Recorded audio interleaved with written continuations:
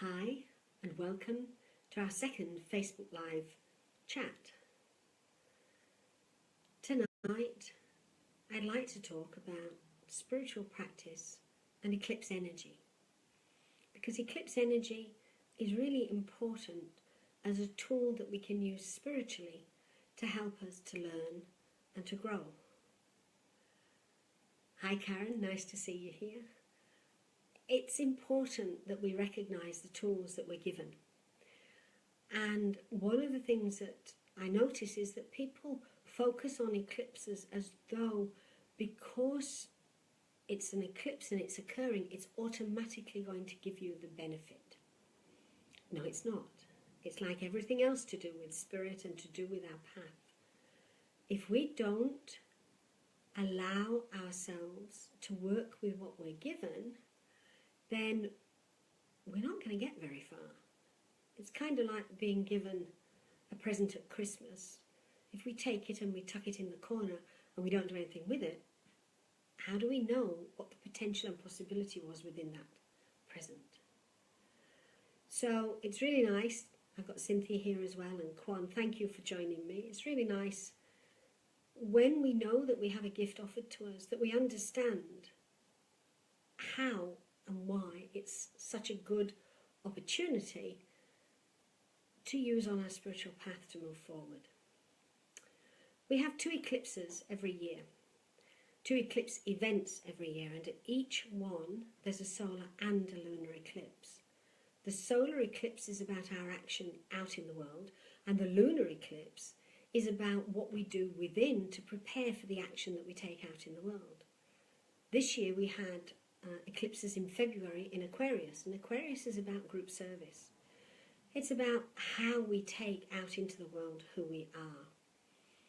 Leo, which is what we've just had in August, is about our personal choices.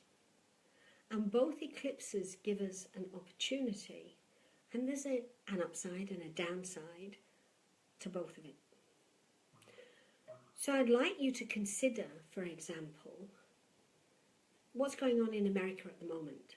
In America, both the lunar and the solar eclipse for Leo in August took place over the States. The shadow of the eclipse took place over the States. And as a result, that's the focal point of the energy. That's where we look for clues to what we can recognize that can help us with our own journey. And if you look at what's happening there at the moment, there are floods, there are tornadoes, there's a lot of turmoil, a lot of conflict between what people think and believe, what they feel they have the right to say and do. You've got the saber rattling that's occurring between the States and North Korea that other people are becoming a little bit worried about. So there's quite a lot going on. And yet when you look at those floods, when you look at the natural disasters that are occurring, the other thing that's happening is that people are coming from all over the States and outside the States to volunteer to help the people who have been affected. So in that one situation, you've got both the Leo and the Aquarian energy operating. And that's what we need to look at when we come to our spiritual self. You know, when we're doing our practice, most of us, I would think, meditate daily. Or if you don't meditate, you might contemplate, or you might do a visualization, or you might just plan how you're going to set your day forward and how you're going to interact with people. All of that's great. In an eclipse energy, the energy is very disturbed. And so for many people during this period, it's hard to meditate. 20 years ago, probably a bit longer than that, the first time I went to Hong Kong, I landed and I was told Typhoon 10 was going to hit Hong Kong. I'd never been in a typhoon. I had no idea what a typhoon was or what Typhoon 10 meant. All I knew was people thought it might not be such a wonderful thing. So I get to the hotel, draw the curtains as I'm advised by the hotel staff to do in case the windows blow out, and I sat and thought, I'll do a meditation. be good to settle because I'm a little bit nervous, I'm not quite certain, so I'll do a meditation, see what happens. And I couldn't meditate. All I could connect to was the sound of the wind howling round the building, the windows rattling, and my concern, what was going to happen next. And that's often what happens to all of us when we're in a challenging period. We can't focus. And so I sat and I remembered an exercise that John had given me years ago, even before I went to Hong Kong. It's an exercise I've shared with a lot of people over the years, and it's an exercise that he shared with a lot of people over the years for different purposes.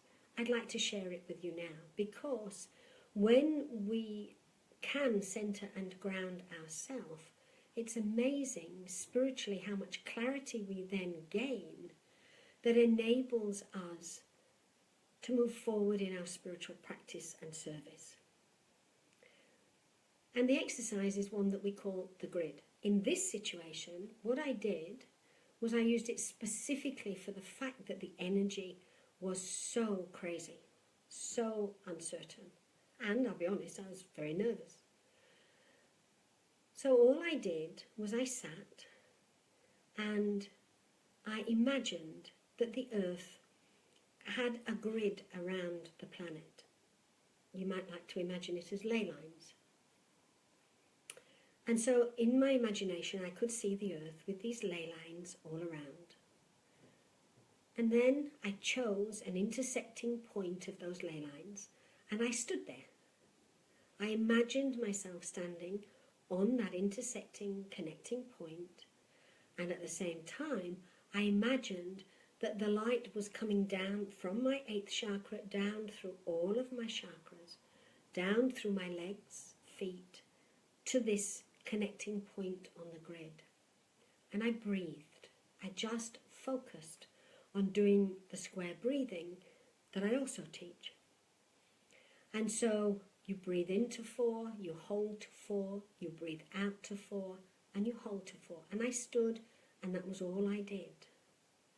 And as my energy settled, an interesting thing occurred. As I breathed in and out, gradually I could see the light moving from my feet out into that grid in all directions. I hadn't done it. What had happened was, in focusing and connecting to the grid and grounding myself, it enabled me then to connect to my intuition and to go into a form of meditation that enabled me to fulfill a service in putting light out into the world. Spiritual practice often gets confused and disoriented. We can get lost, we can go around in circles when the energy is a bit crazy, when it's uncertain, when we don't know what's happening. And during an eclipse, we never really know. The interesting thing is the eclipse energy isn't just the period of dates that we're told. It lasts for 6 months. So whatever was going on for you at the time of the eclipses in February and in August, they're things you will be dealing with. Good idea, therefore, to use the grid to ground and to center yourself. And as you do, take the opportunity to see what your intuition, what your guidance is trying to help you to understand, so that you can learn and benefit from the eclipse energy in moving forward. Take the opportunity to understand yourself and to be aligned, and then step out into your day and share who you are with the people that you encounter. I hope you found this beneficial. If you have, drop me a line, put a comment on Facebook, let me know. If you've got any questions, also let me know. And if not, until then, I'll talk to you next time. Bye for now.